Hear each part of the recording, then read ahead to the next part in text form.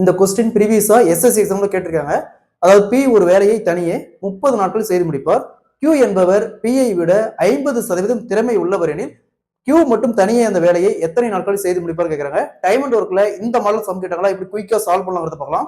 So P என்பவர் ஒரு வேலையை தனியா 30 நாள் செஞ்சு முடிப்பாரு. Q என்பவர் P-ஐ விட 50% திறமை உள்ளவர். சோ அப்ப Q அந்த வேலையை தனியா செஞ்சா எத்தனை நாளா செஞ்சு முடிப்பாரு கேட்கறாங்க. டைம் அண்ட் ஒர்க்ல இந்த மாடல் சம் கேட்டாங்களா, அதாவது இந்த மாதிரி பெர்சன்டேஜ் கொடுத்தாங்களா, எப்பவுமே பேசிக்கா 100ன்னு வச்சுக்கோங்க வகுத்தல். சோ இங்க 50% திறமை உள்ளவர் அப்படிங்கிறாங்க. திறமை உள்ளவர் அப்படின்னா இந்த 100 கூட அந்த 50 கூட்டிக்கணும். 100 + 50 150.